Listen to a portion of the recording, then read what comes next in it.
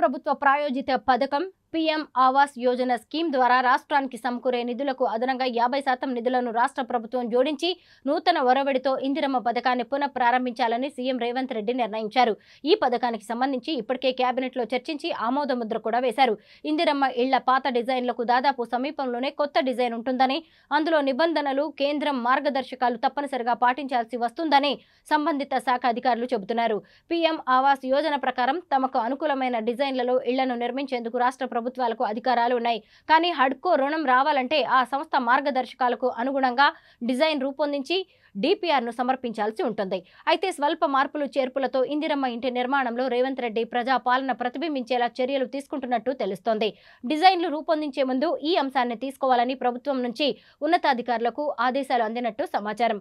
అయితే పాత డిజైన్ నుంచి లోగో, కలర్స్ ను స్వీకరిస్తున్నామని అధికారులు చెబుతున్నారు. మరోవైపు కేంద్రం సహకారంతో ఇళ్లు నిర్మిస్తే తాము రూపొందించిన లోగోను ఇళ్లపై తప్పనిసరిగా ఉండాలని కేంద్రం షరతు విధించింది.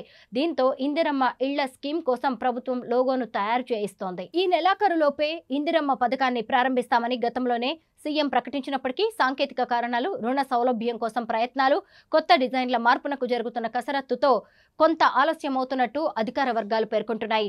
ఇప్పటికే ఇందిరమ్మ ఇంటికి కొత్త నమూనా రూపకల్పన కోసం అధికారులు కసరత్తు మొదలుపెట్టారు. వరుస సమావేశాలు నిర్వహించి త్వరలో 4-5 రకాల డిజైన్లను సిద్ధం చేసి సీఎం కార్యాలయానికి పంపించారు. వాటిని పరిశీలించిన రేవంత్ రెడ్డి మరికొన్ని సూచనలతో మార్గదర్శకాలు ఇచ్చారు. ప్రజా పాలనలో ఇందిరమ్మ ఇళ్ల కోసం దాదాపు 80 లక్షల దరఖాస్తులు వచ్చినట్టు అధికారులు తెలిపారు. వీటిలో అర్హత కలిగిన వాటిని ప్రభుత్వం ఎంపిక చేయబోతోంది. అర్హత కలిగిన వారికి 5 లక్షల వరకు ఆర్థిక సాయం లభించబోతోంది. లబ్ధిదారులు 4.5 లక్షల మందికి డబ్బులు మంజూరు చేసేందుకు 22,500 కోట్లు అవసరం కాబోతున్నాయి. ఇటీవల ప్రవేశపెట్టిన బడ్జెట్లో 7.740 కోట్లు మాత్రమే కేటాయించారు. రియలైజ్డ్ ఎస్టిమేషన్స్ తో ఆ నిధులను పెంచుతారా లేదా అన్న విషయం సందిగ్ధంగా మారింది. అదే సమయంలో కేంద్ర గృహ నిర్మాణ శాఖ ఆధీనంలోని సంస్థ హడ్కో నుంచి 8,000 కోట్లు రుణంగా సేకరించాలని చేసిన ప్రయత్నాలు దాదాపు ఫలించాయి. మరోవైపు హడ్కో రుణానికి తెలంగాణ సర్కార్ గ్యారంటీ కూడా ఇచ్చిందని హౌసింగ్ అధికారులు చెబుతున్నారు. హడ్కో ఇచ్చే 3,000 కోట్లతో గ్రామాల్లో 57,141 పట్టణాల్లో 38,094 ఇళ్లను నిర్మించాలని ప్రభుత్వం భావిస్తోంది. కేంద్రం నుంచి ఒక్కో ఇంటికి 1,50,000 రూపాయల చొప్పున నిధులు అందే అవకాశం ఉంది.